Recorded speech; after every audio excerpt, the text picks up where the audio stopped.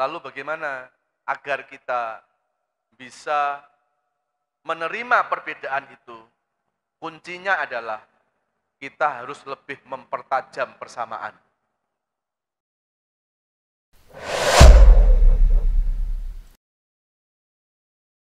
Ini kok bahas LGBT ini, kenapa ini temanya ya?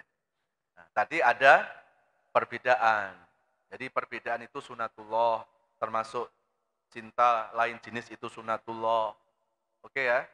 Nah, sekarang kalau kita bicara perbedaan di tengah-tengah sosial. Sekarang saya mau tanya, Bapak Ibu tinggal di sebuah kampung, di sebuah komplek, Pak.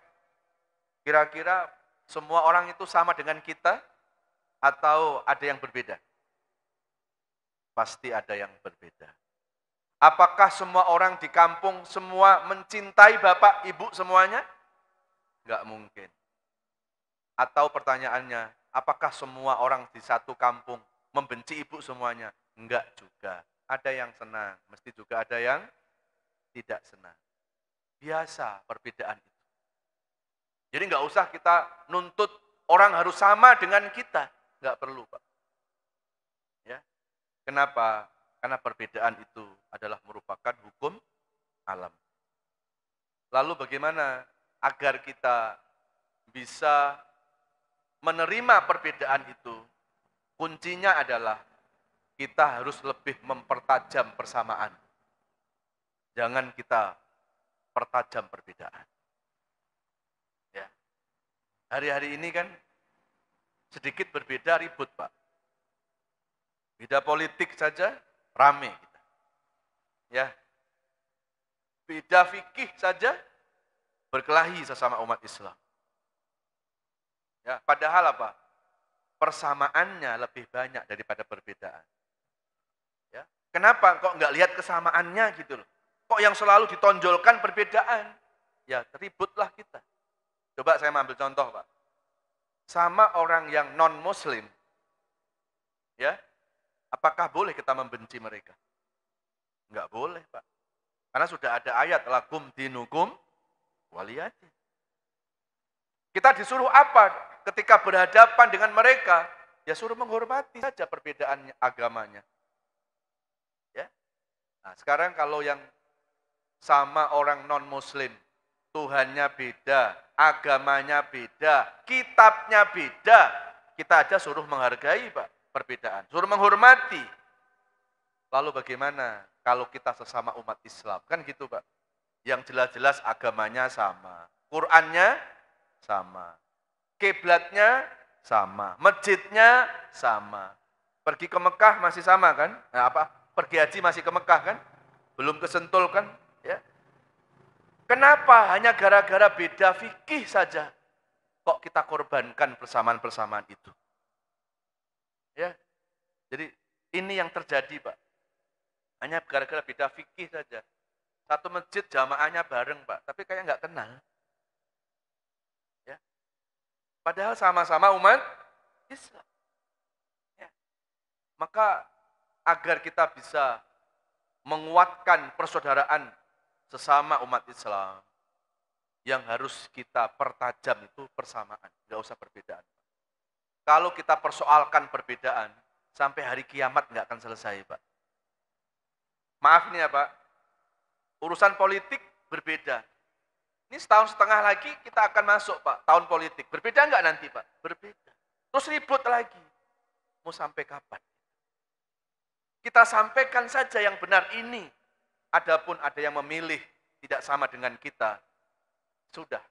Kewajiban kita selesai, Pak. Tapi jangan memutuskan persaudaraan di antara kita. Musuh umat Islam itu bukan sesama umat Islam sesungguhnya, Pak. Kita ini diadu domba, Pak. Itu musuh kita. Ya. Yang mengadu domba itulah sebetulnya musuh kita. Yang harus kita musuhi sama-sama. Mereka nggak nampak, Pak. Mereka masuk ke jantungnya umat Islam. Dan mereka mengaduk-aduk di dalam Islam itu. Kita nggak sadar, Pak. Ya. Apakah mereka yang disebut dengan buzzer? Iya.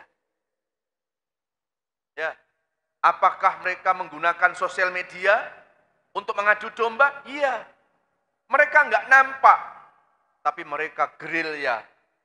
Mereka berusaha terus untuk memecah belah bangsa ini, memecah belah umat Islam dengan sembunyi-sembunyi di tempat-tempat yang nggak bisa kelihatan oleh mata kita. Ini yang harusnya kita lawan, Pak. Jangan sesama anak bangsa, Pak. Jangan sesama umat Islam. Ini propaganda, ini cara-cara mereka, cara-cara musuh Islam untuk menghancurkan bangsa ini. Bapak Ibu masih ingat? Dulu Islam pernah jaya di Andalusia, Pak. Pernah ke Andalusia? Pernah ke Andalusia, Bu? Ya, Andalusia itu di daerah Spanyol, Bu. Ya, kalau Ibu kepengen ke Andalusia, gampang. Habis pengajian, jalan aja. Ngadep ngulon terus. Ya, insya Allah sampai itu.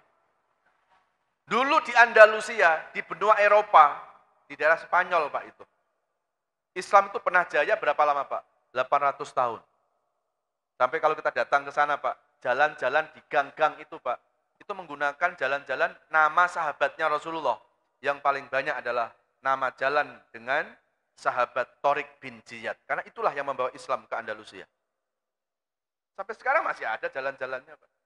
Walaupun sekarang mereka mengatakan bahwa Tariq bin Ziyad itu adalah penjajah. Nggak mungkin dong penjajah jadi nama jalan, Pak. Pasti pahlawan. Itu bukti bahwa Islam pernah jaya di sana. 800 tahun Islam pernah berkembang di Andalusia. Hari ini tinggal berapa persen Islam di sana, Pak? Hanya tinggal 1%. Ayo kita buka sejarah. Apa sebabnya? Sebabnya karena umat Islam di Andalusia pada masa itu tidak mampu merawat persaudaraan. Diadu domba umat Islam di sana, Pak. Ketika sudah diadu domba, kira-kira kuat nggak Pak umat Islam, Pak?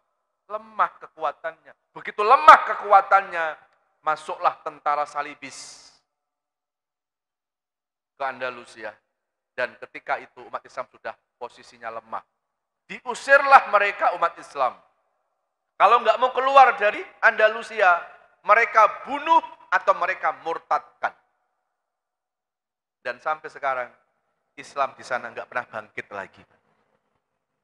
Ini harus kita ingat nih, Pak.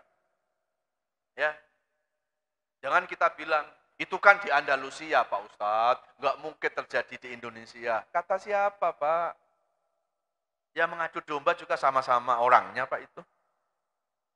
Orang-orang yang hanya kepingin menguasai aset negeri ini, Pak. Supaya aset-aset negeri ini dimiliki oleh mereka. Kita nggak sadar. Itu di Andalusia ya. Nggak usah jauh-jauh. Di Asia, Singapura, Pak. Itu dulu dipimpin sama sultan. Singapura itu dulu, sultannya, pemimpinnya, dari Melayu, dari orang kita, Pak. Ya. Manila, sama. Manila itu dipimpin sama sultan juga, Sultan Manila. Berarti Andalusia, Singapura, Manila, dulu mayoritas umat Islam. Sekarang tinggal berapa persen Islam di sana? Buka sejarah, Pak.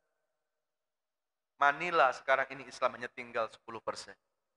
Singapura hanya tinggal berapa persen malah itu. Ya.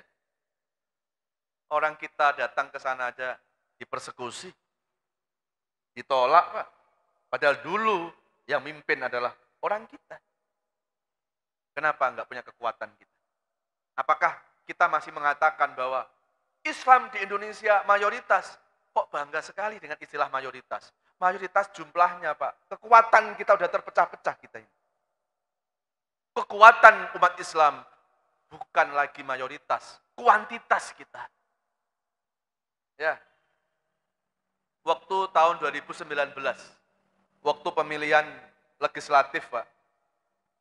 Saya tinggal di daerah Pondok Aren. Di Pondok Aren itu ada calon DPR, 3 itu semuanya Muslim, Pak. 1 non-Muslim. Yang menang siapa, Pak? Non-Muslim. Kemana umat Islam? Terus kita masih bangga, Pak, bahwa kita ini mayoritas. Jumlahnya iya, Pak. Kekuatan kita sudah terpecah belah. Ya. Jadi kita harus sadar, Pak. Jangan mau kita dipecah belah. Jangan mau kita diadu domba.